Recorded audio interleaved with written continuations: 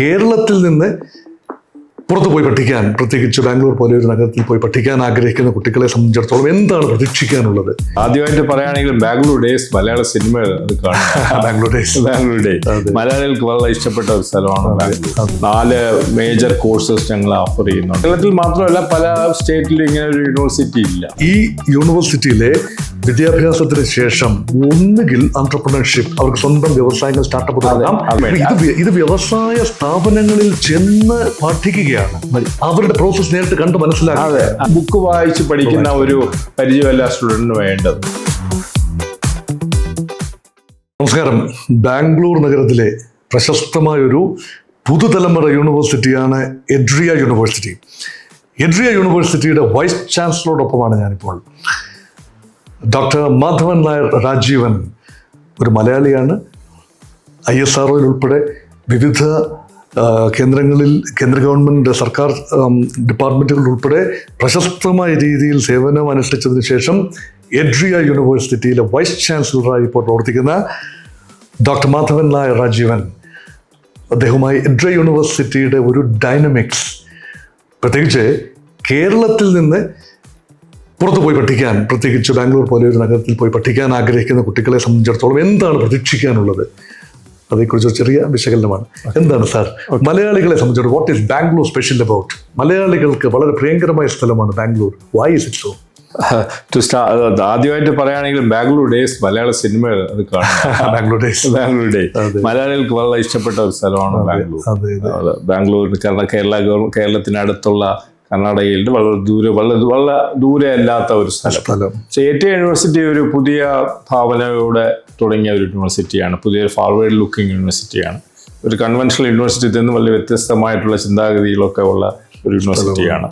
4 major courses ഞങ്ങൾ offer ചെയ്യുന്നുണ്ട്. Digital transformation, life sciences, mobility and energy science. ഈ 4 നമുക്ക് 4 വർഷം കഴിഞ്ഞ ഒരു ഡിഗ്രി കഴിഞ്ഞിട്ട് പുറത്തു വരുമ്പോൾ ആ സ്റ്റുഡൻസിന് പെട്ടെന്നൊരു ജോലി കിട്ടാൻ ഇല്ല എന്നുണ്ടെങ്കിൽ ആ കുട്ടിക്ക് തന്നെ, ആ സ്റ്റുഡൻറ്റിന് തന്നെ ഒരു എൻ്റർപ്രണർ ആയിട്ട് ഒരു സ്റ്റാർട്ടപ്പ് തുടങ്ങാനും ഒരു കമ്പനി തുടങ്ങാനുമുള്ള അങ്ങനെയുള്ള കഴിവുകളൊക്കെ പഠിപ്പിക്കാനാണ് ഈ യൂണിവേഴ്സിറ്റി കൂടുതൽ പ്രാധാന്യം കൊടുക്കുന്നത്. അല്ലാതെ കൺവെൻഷണൽ ടെക്സ്റ്റ് ബുക്ക് ബ്ലാക്ക് ബോർഡിൽ പഠിപ്പിക്കാനല്ല നമ്മുടെ താല്പര്യം. അങ്ങനെയാണ്. കേരളത്തിൽ അത്ര പരിചിതമായ ഒരു വളരെ തീർച്ചയായിട്ടും കേരളത്തിൽ മാത്രമല്ല, പല സ്റ്റേറ്റിലും ഇങ്ങനെ ഒരു യൂണിവേഴ്സിറ്റി ഇല്ല.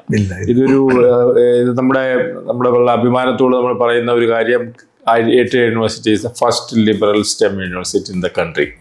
ആദ്യമായിട്ടാണ് ഇതൊരു ഗ്ലോബലി കുറെ കാലമായി ഇങ്ങനെ. ഗ്ലോബലി US-ലും UK-ലൊക്കെ പണ്ട് പണ്ടല്ല, അറ്റ്ലീസ്റ്റ് 10-15 വർഷത്തിന് മുമ്പൊക്കെ തുടങ്ങിയ ഒരു പുതിയ ചിന്താഗതിയാണ്. ഇങ്ങനെയാണ് എഡ്യൂക്കേഷൻ ആകേണ്ടത്, വിദ്യാഭ്യാസം നമുക്ക് നടത്തേണ്ടത്.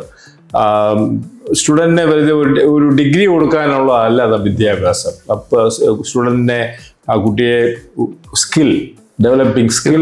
ഒരു കൺവെൻഷണൽ കേരളത്തിലെ മാതാപിതാക്കൾ ചിന്തിക്കുന്നത് മകനെ അല്ലെങ്കിൽ മകളെ ഒരു ഡോക്ടറാക്കണം, എഞ്ചിനീയർ ആക്കണം, നേഴ്സാക്കണം, അല്ലെങ്കിൽ കമ്പ്യൂട്ടർ സയൻറ്റിസ്റ്റ് ആക്കണം, അങ്ങനെയൊക്കെയുള്ള ചിന്താഗതിയാണ്. പക്ഷേ ഇവിടെ ഓഫർ ചെയ്യുന്ന കോഴ്സുകളിൽ ഇതെല്ലാം ഉണ്ട്. പക്ഷേ ആ ഒരു കൺവെൻഷണൽ പേരുകളിലല്ല ഈ കോഴ്സുകൾ അറിയാം. അതെ കൺവെൻഷണൽ പേരിലല്ലെങ്കിലും ജോബ് ഓപ്പർച്യൂണിറ്റീസിനൊക്കെ വളരെ പ്രയോജനമായിട്ടുള്ള കോഴ്സുകളാണ് 4 കോഴ്സുകളും. ഇപ്പം 4 വർഷത്തിന് ശേഷം ആ സ്റ്റുഡൻറ്റ് വെളിയിലോട്ട് വരുമ്പോൾ ഈ 4 കോഴ്സിൽ നിന്നും പഠിച്ചു വരുന്ന കുട്ടിക്ക് ഒരു ജോബ് ഓപ്പർച്യൂണിറ്റി വളരെ കൂടുതലാണ്.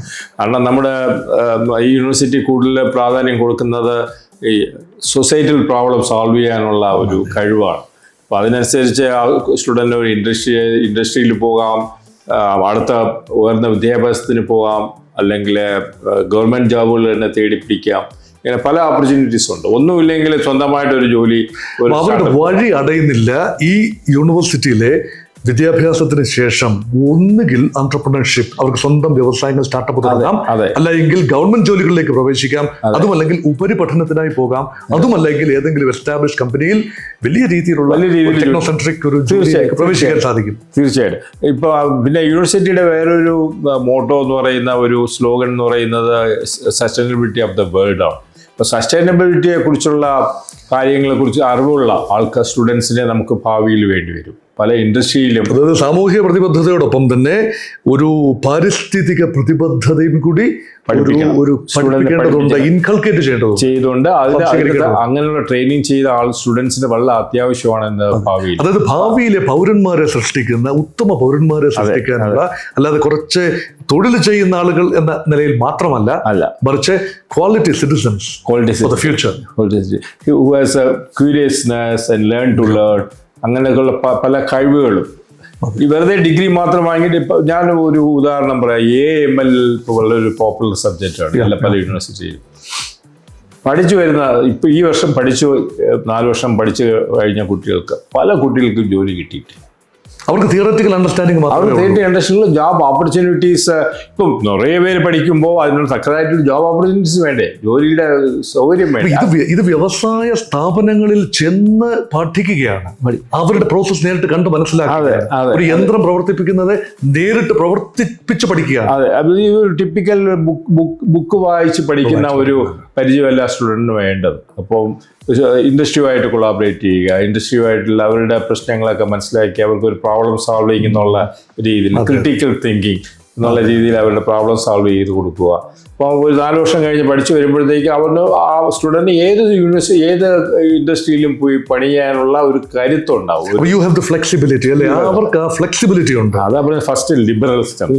പഠിക്കുന്നതിനകത്ത് ഫ്ലെക്സിബിലിറ്റി ഉണ്ട്, അവർക്ക് കോഴ്സ് ചൂസ് ചെയ്യുന്നതിൽ ഈ അസോർട്ട്മെന്റ് ഓഫ് കാര്യങ്ങളിൽ നിന്നും അവർക്ക് വേണ്ടത് പിക്ക് ആൻഡ് ചൂസ് അല്ലേ, അതിനുശേഷം ജോലിക്ക് വേണ്ടിയും ആ ഫ്ലെക്സിബിലിറ്റി ഉണ്ട്. അതെ, ഇത് ലിബറൽ സ്റ്റെപ്പ് എന്ന് പറഞ്ഞാൽ ആദ്യത്തെ 1 വർഷം ഞങ്ങൾ ഒരു ഫൗണ്ടേഷൻ കോഴ്സാണ്.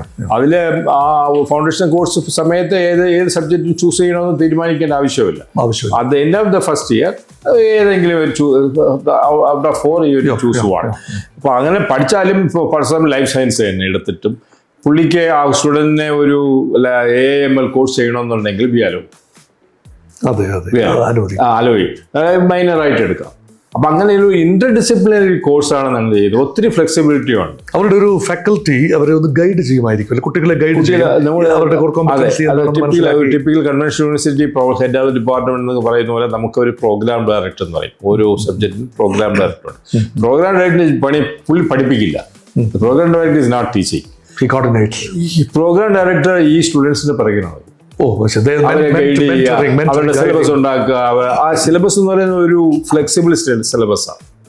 ഇപ്പോൾ പുതുതായിട്ട് 2 വർഷം കഴിഞ്ഞിട്ട് ഒരു പുതിയൊരു ടോപ്പിക്ക് പഠിക്കണം എന്ന് ആ സ്റ്റുഡന്റ് ഉണ്ടെങ്കിൽ ആ സിലബസ് അതിന് പുതിയ കണ്ടുപിടുത്തങ്ങൾ വരുമ്പോൾ അതൊക്കെ സിലബസിലേക്ക് ചേർക്കുകയാണ്. അതെ, അതൊരു ഡൈനാമിക് സിലബസ്. മാറുന്ന ട്രെൻഡുകൾ പെട്ടെന്ന് മനസ്സിലാക്കി സിലബസ് പരിഷ്കരിക്കാൻ ഉള്ള ഫ്ലെക്സിബിലിറ്റി പുതിയ വിദ്യാഭ്യാസ നയം അനുസരിച്ച് കേന്ദ്ര സർക്കാരിന്റെ ന്യൂ എഡ്യൂക്കേഷൻ പോളിസി അനുസരിച്ച് സാധിക്കുന്നുണ്ട്. എന്നിട്ട് ഈ പ്രോഗ്രാം ഡയറക്ടർ നമ്മുടെ യൂണിവേഴ്സിറ്റിക്കകത്തുള്ള ഈ പ്രാക്ടീഷണേഴ്സ് കൊണ്ടായിരിക്കും കൂടുതലും പഠിപ്പിക്കുക. പക്ഷെ ഏതെങ്കിലും ഒരു ടോപ്പിക്കിനെ നമ്മുടെ യൂണിവേഴ്സിറ്റിക്കകത്ത് നല്ലൊരു എക്സ്പെർട്ട് ഇല്ല, അല്ലെങ്കിൽ വേറൊരാൾ നല്ലൊരു എക്സ്പെർട്ടിനെ വെളിയിൽ നിന്ന് കൊണ്ടുവരണം എന്നുണ്ടെങ്കിൽ he will go to industry and bring the correct again you have the flexibility. ഞാൻ കേട്ടിട്ടുണ്ട് ഈ വ്യവസായ രംഗത്തൊക്കെ വ്യക്തിമുദ്ര പതിപ്പിച്ച പ്രമുഖന്മാരായ ആളുകൾ പലരും ഇവിടെ അധ്യാപകരായിട്ടുണ്ട്. ടിപ്പിക്കൽ അധ്യാപകർ എന്നല്ല, അവരാണ് അതിന്റെ ഈ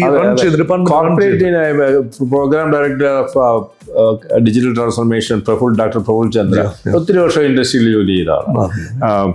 അഭിഷേക് പത്മനാഭൻ ഈ എനർജി സയൻസിലുള്ളത് ഒത്തിരി വർഷം സയന്റിസ്റ്റുകൾ അമേരിക്കയിൽ ചെന്ന് പഠിച്ച ആളാണ്. പുള്ളി ഇപ്പൊ കോർപ്പറേറ്റിലൊക്കെ ഒത്തിരി പണി ചെയ്ത പുള്ളിക്ക് എക്സ്പീരിയൻസ്. നമ്മുടെ ഡീൻ അക്കാഡമിക്സ് വിജയ് സിംഹ, പുള്ളിക്ക് ഒത്തിരി വർഷത്തെ 30 വർഷത്തെ പരിചയമുണ്ട്, ഇൻഡസ്ട്രിയിലൊക്കെ ജോലി ചെയ്ത പരിചയമുണ്ട്. ഗ്ലോബൽ കൊളാബറേഷൻ ഒത്തിരി ഉണ്ട്. എന്നിട്ട് നമുക്ക് യൂണിവേഴ്സിറ്റിയുമായിട്ട് ഫോറിൻ യൂണിവേഴ്സിറ്റിയുമായിട്ട് ഒത്തിരി കൊളാബറേഷൻസ് ഉണ്ട്. അപ്പൊ അതായത് ഈ എഡ്രി യൂണിവേഴ്സിറ്റിയിലെ വിദ്യാർത്ഥികൾക്ക് ചിലർക്കെങ്കിലും വിദേശ സർവകലാശാലയിൽ പോയി ചില ക്രെഡിറ്റ് എടുത്ത് കുറച്ച് ക്രെഡിറ്റുകൾ എടുത്തതിന് ശേഷം തിരിച്ചെത്തി അത് ജെല്ല് ചെയ്യാൻ സാധിക്കും. അതെ, അങ്ങനെയുള്ള എക്സ്ചേഞ്ച് പ്രോഗ്രാം ഉൾപ്പെടെ ഉണ്ടാവാം. എക്സ്ചേഞ്ച് പ്രോഗ്രാം ഉണ്ട്. പല യൂണിവേഴ്സിറ്റി ഞങ്ങൾ ഇപ്പൊ ചർച്ച ചെയ്യുന്നുണ്ട്. യൂണിവേഴ്സിറ്റിയിലെ കോർണൽ യൂണിവേഴ്സിറ്റി ഇത് വളരെ ഫേമസ് യൂണിവേഴ്സിറ്റി. അപ്പോൾ അവരുമായിട്ടൊക്കെ ഉള്ള ബന്ധമുണ്ട്. ഞങ്ങൾ ഒരു 2 മാസം മുമ്പ് ഞങ്ങൾക്ക് യൂണിവേഴ്സിറ്റി കോർണൽ യൂണിവേഴ്സിറ്റി ചേർന്ന ഒരു ക്ലൈമറ്റ് വെബിനാർ നടത്തിയായിരുന്നു. ഇങ്ങനെ പല യൂണിവേഴ്സിറ്റിയുമായി ഞങ്ങൾ ഇപ്പോൾ ചർച്ചയിലാണ്. ഡോക്ടർ സുന്ദരരാജു ചാൻസലർ ഒരു മാസം മുമ്പ് അമേരിക്കയിൽ പോയപ്പോൾ പല യൂണിവേഴ്സിറ്റി MIT യൂണിവേഴ്സിറ്റിയിലൊക്കെ പോയി സംസാരിച്ച് നമ്മുടെ കൊളാബറേഷൻ അങ്ങനെ നന്നായിട്ട് പോകുന്നുണ്ട്. എന്നിട്ട് അഡ്വാൻറ്റേജ് ഈ IT യൂണിവേഴ്സിറ്റി അഡ്വാൻറ്റേജ് ഒരു സെൻട്രൽ ലൊക്കേഷനിലാണ്. ബാംഗ്ലൂരിൽ പോലും പല മിക്ക യൂണിവേഴ്സിറ്റി ഔട്ട്സ്കട്ടിലായിരിക്കും. അതെ. ഈ ട്രാൻസ്പോർട്ടൊക്കെ this is located at the heart of Bangalore city. നമുക്ക് കഴിഞ്ഞ വർഷം വരെ ഹോസ്റ്റലില്ലായിരുന്നു. നമുക്ക് ഹോസ്റ്റൽ വെളിയിൽ ഞങ്ങള് ഒരു ബിൽഡിംഗ് എടുത്ത് അങ്ങ് സ്റ്റുഡൻസ്. ഇപ്പോൾ ഈ വർഷം മുതൽ നമുക്ക് തന്നെ നമ്മുടെ ഹോസ്റ്റൽ തുടങ്ങി. പിന്നെ ആവശ്യമുള്ളവർക്കെല്ലാം ഹോസ്റ്റൽ ഫെസിലിറ്റീസ് ഉണ്ട്. പലപ്പോഴും മലയാളി വിദ്യാർത്ഥികൾ ആദ്യം തിരക്കുന്നത് ഹോസ്റ്റൽ ഉണ്ടോ, അവരുടെ വിദ്യാർത്ഥികൾ തങ്ങളുടെ കുട്ടികൾ സുരക്ഷിതരാണോ, ബാംഗ്ലൂർ നഗരത്തിൽ എത്തിപ്പെടുന്നവർക്ക്. പലരും PG-യിലൊക്കെയാണ്, പേയിങ് ഗസ്റ്റ് ആയിട്ടൊക്കെയാണ്. കുട്ടികൾക്ക് അങ്ങനെ ഒരു പ്രശ്നം ഉണ്ടാവില്ല. ക്യാമ്പസിന്റെ അകത്ത് തന്നെ ഒരു ഹോസ്റ്റൽ നമ്മളിപ്പം തുടങ്ങി. അവിടെ തന്നെ ആഹാരവും കിട്ടും. അവിടെ നിന്ന് ഒരു വാക്കബിൾ ഡിസ്റ്റൻസ് 5 മിനിറ്റ് നടന്ന യൂണിവേഴ്സിറ്റിയാണ്. കഴിഞ്ഞ ദിവസം ഞാൻ ഇവിടുത്തെ കാന്റീൻ, പിന്നെ കഫറ്റീരിയ ആൻഡ് റിഫെക്ടറി സംവിധാനം കണ്ടു. വളരെ നീറ്റ് ആൻഡ് ക്ലീൻ ഒരു സംവിധാനം. So it's brimming with activity. നല്ല ബ്യൂട്ടിഫുൾ ക്യാമ്പസ്. ഇന്ത്യ AIT മറ്റേ ഇൻസ്റ്റിറ്റ്യൂട്ട് ഓഫ് ടെക്നോളജി ജസ്റ്റ് അടുത്താണ്. എല്ലാം കൂടെ വലിയൊരു ക്യാമ്പസാണ്. വലിയ ക്യാമ്പസാണ്. അടുത്തതിന് ഒരു ഹോസ്പിറ്റലുണ്ട്, ബാപ്റ്റിസ്റ്റ് ഹോസ്പിറ്റൽ. ആ ഹോസ്പിറ്റലുമായി ഞങ്ങൾക്ക് ഒരു അണ്ടർസ്റ്റാൻഡിങ്. ഇപ്പോൾ കൊച്ചുകുട്ടികൾക്ക് സ്റ്റുഡൻസിന് പെട്ടെന്ന് വല്ല അസുഖം വന്നാലും ഉടനെ തന്നെ നമുക്ക് അവിടെ കൊണ്ടുപോകാൻ, അവരെ ചികിത്സിക്കാനും ഒക്കെ ഉള്ള. യഥാർത്ഥത്തിൽ മാതാപിതാക്കൾ നോക്കുന്നത് അവരുടെ മക്കളുടെ സുരക്ഷിതത്വം, അവരുടെ ഭാവി സാധ്യതകൾ, കരിയർ ഓപ്പർച്യൂണിറ്റീസ്, വെൽനസ്. അത് മാത്രമല്ല വിദ്യാർത്ഥികൾക്ക് സന്തോഷകരമായി പഠിക്കാനുള്ള പഠനം ഒരു മൊണോട്ടണസ് എക്സസൈസ് ആയി തോന്നാതിരിക്കാനുള്ള ഒരു ആകർഷകമായ ഒരു സംവിധാനം. Actually they will enjoy, really enjoy. ആ ക്യാമ്പസ് അങ്ങനെ ക്യാമ്പസ് really enjoy. ആദ്യ ബാച്ച് അതിൽ പലർക്കും മിക്കവർക്കും ജോലി കിട്ടി കഴിഞ്ഞു. കുറെ 2-3 സ്റ്റുഡൻസ് വെളിയിൽ പോയി പഠിക്കാനുള്ള അവസരം കിട്ടി. 1-2 സ്റ്റുഡൻറ് അവരുടെ തന്നെ എന്റർപ്രണർഷിപ്പ് എന്നുള്ള ഒരു സസ്റ്റൈനബിൾ ഒരു സ്റ്റാർട്ടപ്പ് തുടങ്ങാനുള്ള തീരുമാനം. എല്ലാവരും വളരെ ഹാപ്പിയാണ്. അതെ അതെ അതെ.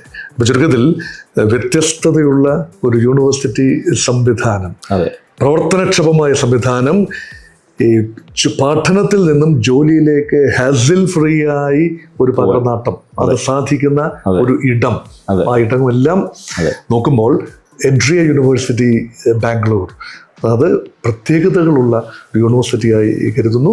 അതിൻ്റെ വൈസ് ചാൻസലർ ഒരു മലയാളിയാണ്, ഡോക്ടർ മാധവൻ നായർ രാജീവൻ. സംസാരിക്കാൻ കഴിഞ്ഞതിൽ ഒത്തിരി സന്തോഷമുണ്ട്. നമ്മളെ കേൾക്കുന്ന മലയാളി സുഹൃത്തുക്കൾ, പേരൻസ്, സ്റ്റുഡൻസ്, പ്രോസ്പെക്റ്റീവ് സ്റ്റുഡൻസ്, അവർക്കെല്ലാം അത്യാവശ്യം ഈ യൂണിവേഴ്സിറ്റിയെക്കുറിച്ചും സാധ്യതകളെക്കുറിച്ചും ഇതിൻ്റെ പ്രത്യേകതകളെക്കുറിച്ചും യുണീക്ക്നെസ്സിനെക്കുറിച്ചും ഒരു ഐഡിയ കിട്ടി എന്ന സന്തോഷത്തോടു കൂടി നിർത്തട്ടെ. നന്ദി, നമസ്കാരം. Thank you very much. Thank you.